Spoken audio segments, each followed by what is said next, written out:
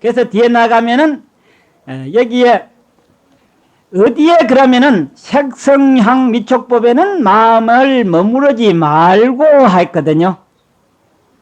반대로 육바라미를 닦아라. 이렇게 색성향 미촉법에는 마음을 머물지 말고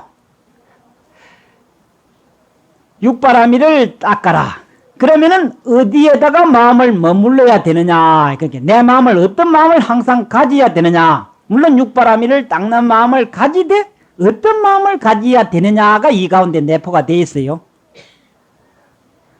이게 이제 건강경에 가장 이 설명을 해 나가는데, 설명하기 이전에는 부처님이 자리를 펴고 앉으신 대목이고, 부처님이 입을 열어서 설법을 하게 된 데부터서의 가장 핵심이 육바라미를 닦고 색성량 미촉법에는 절대로 마음을 머물지 말고, 그 다음에 한 가지는 네 가지의 마음을 항상 머무르라 하는 이 세 가지가 이 건강경의 전체의 뜻입니다.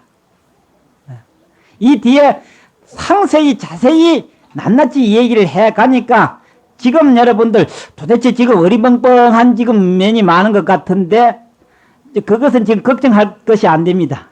이 앞에 기원정사 이 얘기하고 할 때는 재미있었죠.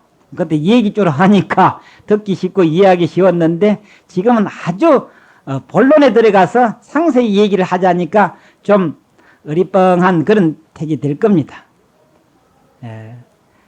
네 가지 마음에 머물러라 하는 말은 제일 첫째는 나도 성불해야 되겠다 하는 마음이 제일 첫째입니다. 나도 성불해야 되겠다. 부처님 같이. 그러면은 성불하면은 두 번째는 뭐 할 것인가? 내가 일체 중생을 다 제도해야 되겠다. 두 번째 마음을 먹으라고 되어 있어요. 여기. 그러면은 세 번째, 그러면 일체 중생을 제도하되 잠깐 하고 말 것이냐? 그게 아니고 지장보살과 같이 일체 중생이 다 성불하고 나면은 내가 성불을 해야 되겠다고 하는 그런 원을 바라듯이 만약에 한 중생이라도 남는다고 한다면은 나는 기어이 그 중생을 제도하고야 말겠다고 하는 이 마음을 내라고 되어 있습니다. 세 번째. 그 다음에 네 번째는 무슨 마음이냐? 절대로 앞에 말과 같이 내가 꼭 성불하겠다. 두 번째는 일체 중생을 제도하겠다. 세 번째는 영원히 중생을 제도하겠다. 이 세 가지를 절대로 이 세 가지 마음을 번복하지 말아라고 하는 말이라고 말이에요. 이것이 건강사심이라고 되어 있습니다. 이 건강경의 네 가지 마음이다. 그러면 우리는 건강사심, 건강경에 말하는 이 네 가지 마음은 안 먹고 있어. 전부 다 다른 생각을 먹고 있어. 그러니 그 마음은 번뇌 망상이다. 이렇게 분별심이다. 이렇게 표현을 하는 겁니다. 자, 이것을 정리하자면은 여러분들 쉬운 말로 하자면은 기도하지 아니하고 염불을 하지 아니하고 참선하지 아니하면 몽탕 번뇌 망상이다는 거.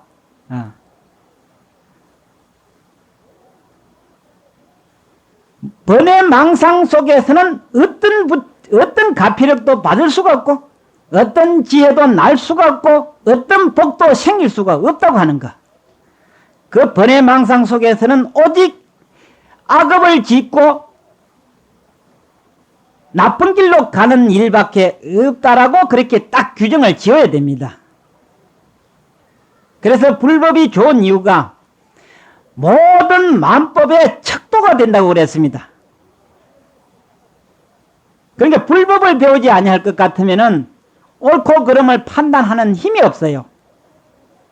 옳고 그름을 판단하지 못하기 때문에 우리 중생의 섭성은 다급다생에 나쁜 것만 익혔기 때문에 그것이 전부 다 좋게만 보이게 돼요. 그래서 그 길을 한없이 탐하고 그 길을 한없이 가고 있어. 그러니 우리들 앞엔 가로놓인 모든 것들은 장애밖에 없습니다. 그래서 항상 너무나 괴롭고 너무나 힘드니까 내일이면 어떠랴, 내일이면 어떨까 하고서 기다리고 기다리다 보니까 일생 다 가버리고 마는 거예요. 그 속에서 일생 한을 가지고 사는 게 중생이라. 그러면서도 그 생각 하나 바꾸려고를 생각을 하지 않으니 참으로 기가 막히고 참으로 딱한 것이 중생이다 그 말이야. 그래서 이 건강경이 절대적으로 필요한 것이 이 조계종의 근본경입니다. 달마 스님이 인도에서 오셔가지고 자기 제자에게 전하고 육조 스님까지 전하시면서 부탁하신 말씀이 있어요. 이 건강경은 우리 부처님의 골수법문이 여기 있고 우리 생활 속에서 이 건강경을 절대로 놓치지 말고 항상 건강경의 말씀대로 생활해 가라고 해서 소위경전으로 이게 정해져 있습니다. 그러니까 내가 승부를 해야 되겠다. 내가 그 다음에는 중생을 제도해야 되겠다. 또 세 번째는 영원히 중생을 제도하겠다. 네 번째는 절대로 이 마음을 바꾸지 않겠다고 하는 이 마음이 없으면은 중생은 반드시 필연적으로 나쁜 마음을 먹게 돼 있어요. 그러니 이 네 마음을 먹으면은 나쁜 마음은 제절로 소멸되기 때문에 얼마나 참으로 좋냐 이 말이요.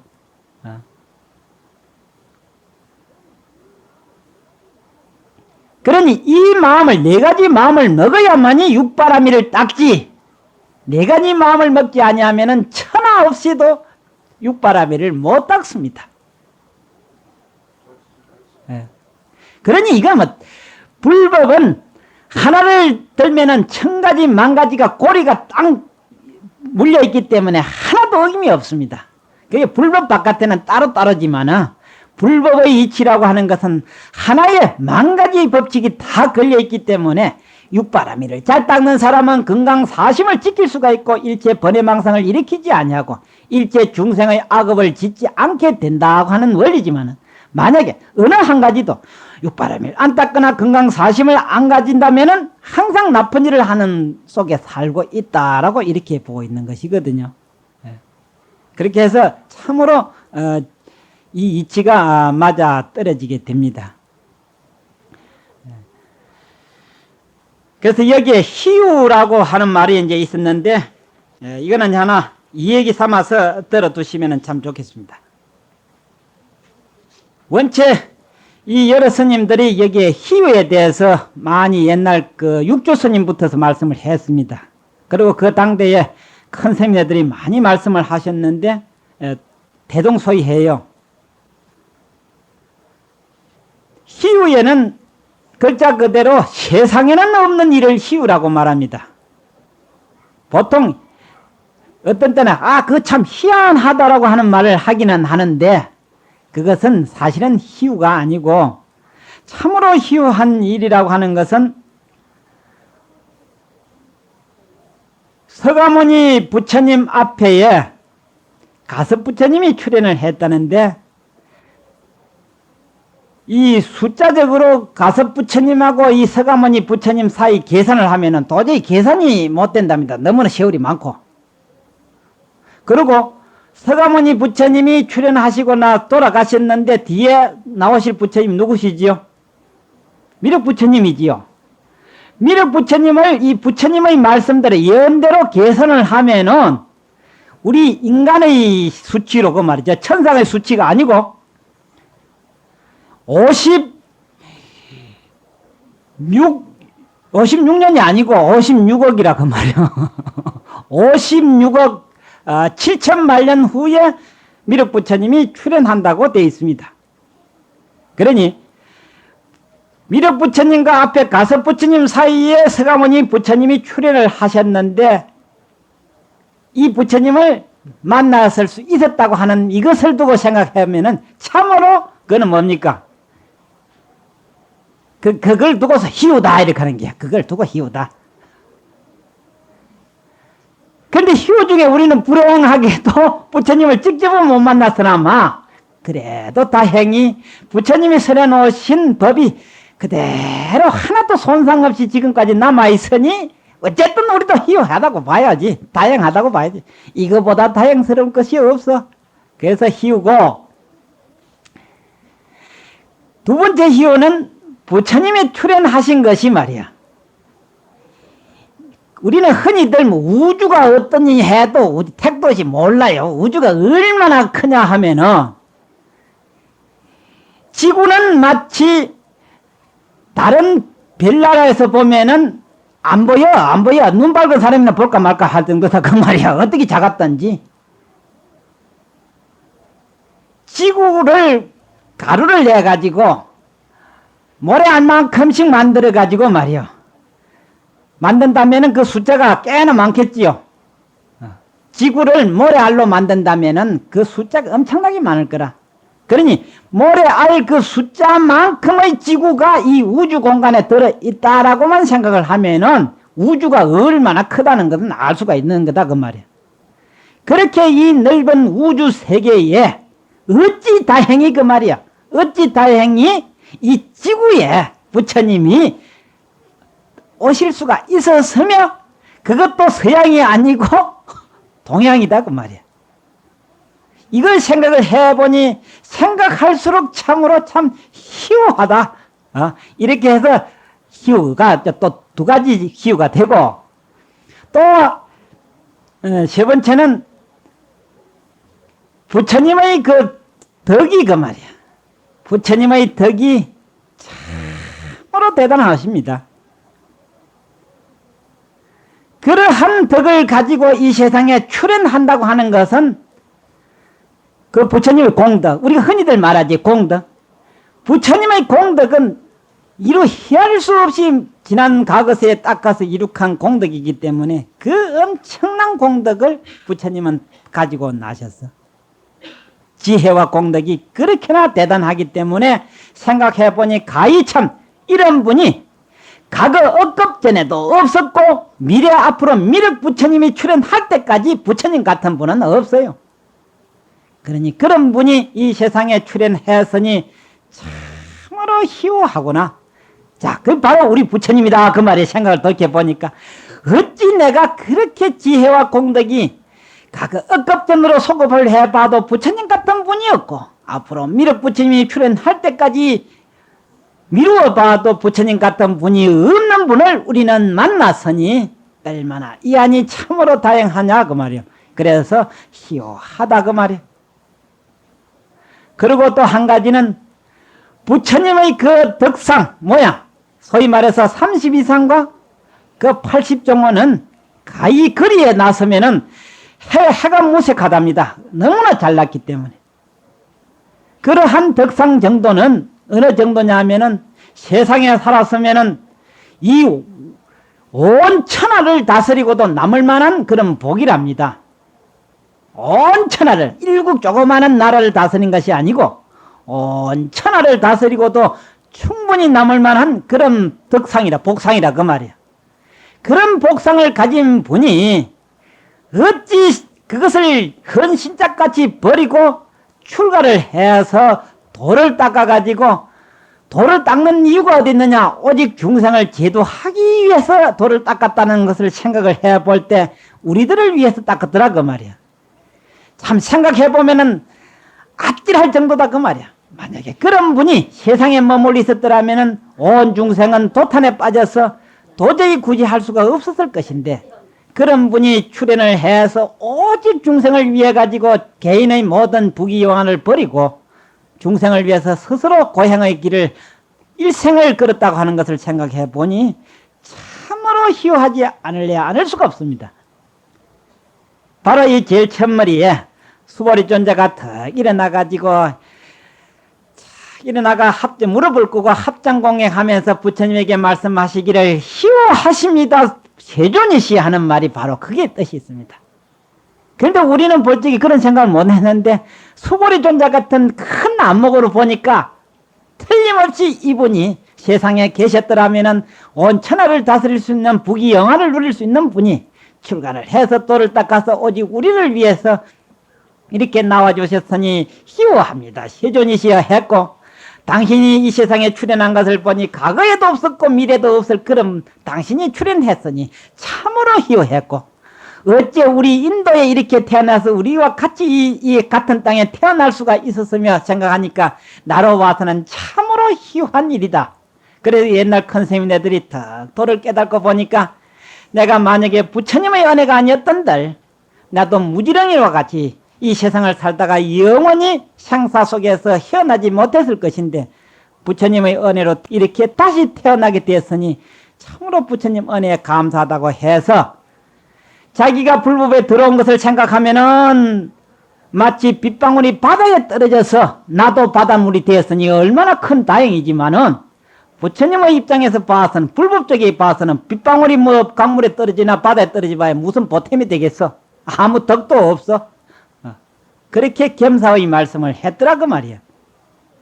그러니 우리가 참으로 무지렁이가 불법에 들어온 것은 빗방울이 바다에 떨어진 것 같은 큰 덕을 받지만은 불법에 손에 끼친 것은 이루 말할 수가 없어. 왜냐?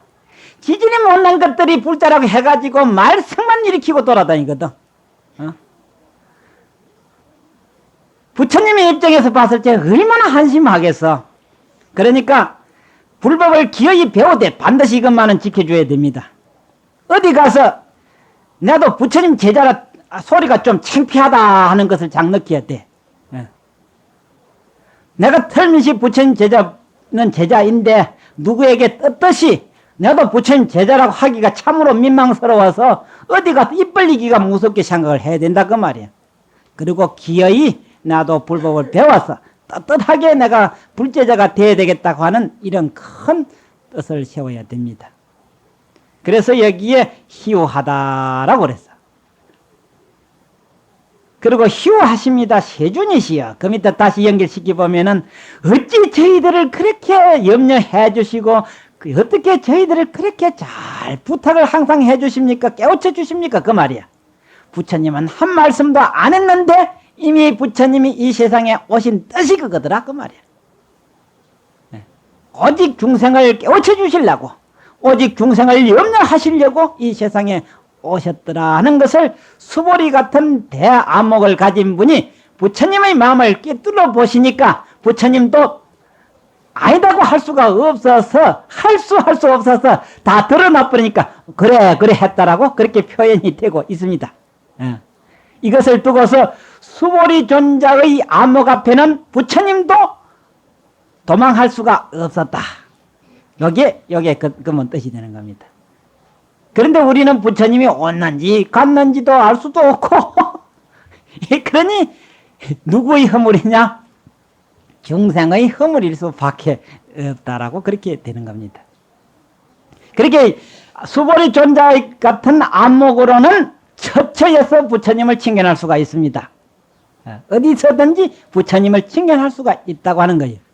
전번에도 자주 얘기했지만은 수보리 같은 안목이 없으면은 부처님을 바로 대서도 몰라요. 그 유명한 얘기가 무창무니선사가 그렇게 애써서 오대산을 찾아갔건만은 문수보살 칭견하고도 문수보살 모르고 지내버렸거든. 그때 문수보살이 허공에서 공청을 하기를 뭐라고 했냐? 학주사계에 성관하며 하는 것은 온 우주세계가 다 성인의 도량이다 이렇게 했거든. 그러니까 어디도 다 성인의 도량이지 어느 곳에만 부처님이 계시는 것은 아니다라고 하는 것이 입증이 된 겁니다. 그리고 눈만 뜨면은 어디든지 문수보살도 볼 수가 있고 간음보살도 볼 수가 있고 부처님도 볼 수가 있다라고 했거든. 만목문수 접하담이라고 했습니다. 온 천지가 다 문수보살이다라고 했어요. 그니 여기에 수보리라고 하는 존자는 어떤 부처님의 10대 제자 가운데 수보리라고 보면은 바보고 바로 부처님을 꿰뚫어 보는 안목을 말하는 겁니다. 그러니까 수보리와 같은 안목을 가져야만이 불법을 깨우칠 수가 있고 그 위에는 전부 다 눈뜬 봉사일 수밖에 없는 겁니다. 그러니 눈뜬 봉사를 가지고서는 다른 것 해봐야 고생만 죽으라고 하지 별 덕은 없어. 그 말이야. 이 금강경에서 볼 적에는. 그러니 아이고 우리 같은 범부가 어찌 하랴 대먹자는 생각 제발 내지 말고 기어이 나도 수보리와 같은 안목을 떠야 되겠다고 하는 이 생각이 바로 금강경의 근본 마음이 되게 되는 겁니다. 그래서 오늘은 이 근본 개요를 얘기했고, 다음 시간에는 이 선호렴, 그 한문으로 되어 있죠. 선호렴, 선부촉에 대해서 다음에 상세히 얘기가 됩니다. 바로 선부촉, 선호렴 이 말은 육바라밀과 건강사심이 나옵니다.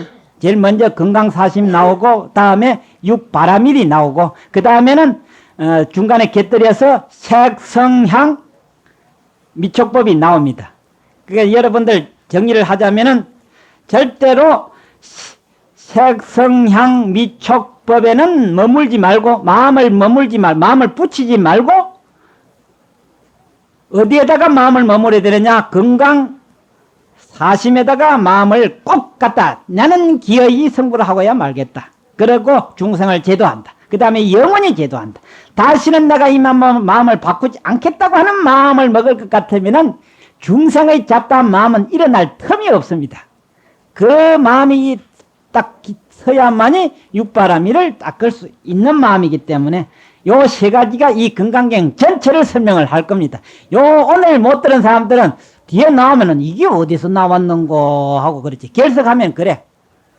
그러니까 오늘은 좀 어려워도 뒤에 하나씩 하나 육진을 얘기하고 육바라밀을 낱낱이들을 얘기하고 건강사심을 얘기할 테니까 그때 들으면은 이제 다시 이해가 될 겁니다. 오늘 법회 마치겠습니다.